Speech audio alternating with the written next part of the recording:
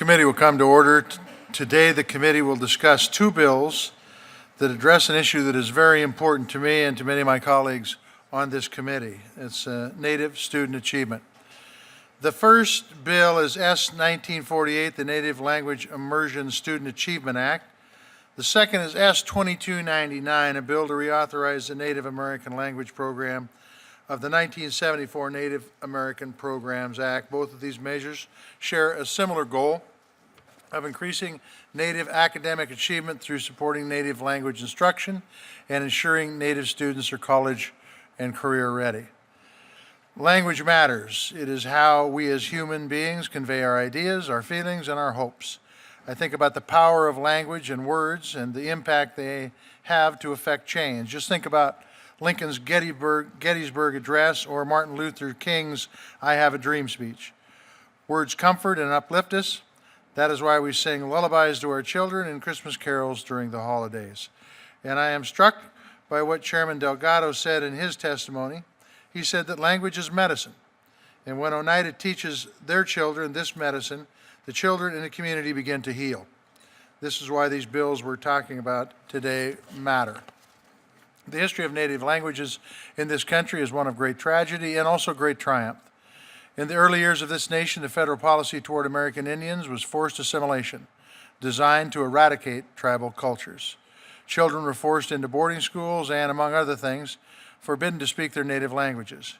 Years later, however, during both world wars, the contribution of Native American code talkers speaking in their native language were instrumental in helping the Allied forces preserve freedom and democracy. To honor these American heroes, their people, and their long histories, we must preserve and maintain these languages. Later this week, hundreds of Native language experts will convene in Arlington, Virginia for the 2014 Native American Languages Summit, which is being held by the Department of Interior. Education and Health and Human Education and Health and Human Services. This collaborative summit highlights the interagency roles and responsibilities in support of Native language and Native language learning as a pathway to social and academic success for tribal communities. I applaud the efforts that each agency has made in moving towards an understanding of just how vital Native languages are and for working on strategies to support language acquisition and revitalization. We will hear from several tribal witnesses today who are on the ground and doing the hard work of saving tribal languages, which, as many of you know, is often a daunting task. Through decades of failed federal policy, Native languages have been pushed to the brink of extinction, but some of the folks we have here with us today are working to change that, and I would like to especially welcome Clarina Brockie, who comes from the Anina Dakota College at Fort Belknap Reservation in my home state of Montana. Clarina not only serves as Dean of Students at the college, but she's also a state representative in the Montana legislature and represents her tribal community to the entire state. I want to thank you for coming and sharing your experiences on Native languages with us today, Clarina. The two pieces of legislation that we will focus on today represent a commitment to the language, culture, and education of Native students and investment in Native communities. Language is at the very heart of culture. There is power in a child speaking the same language that her ancestors spoke. A Native child's sense of self and where she comes from is enhanced by speaking her language. At a time when there are too many words that tear communities down, it's important to have a language that helps to build up not only Native children, but all children.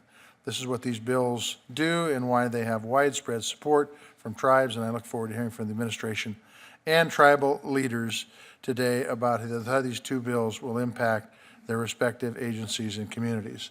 Before I turn it over to Senator Barrasso, I just want to say thank you all for being here. Lillian, not to put you on the spot, but the testimony from your agency came in at 11:30 this morning. That's unacceptable. If you take it back to your, tell them it's unacceptable. You know, I said on appropriations, if we can't get the stuff in time to fully analyze it, we will deal with it through the appropriations process and give them a reason not to get the stuff in on time. So please pass that along. It is unfair to the people on this committee and totally unfair to the staff. So that's fine.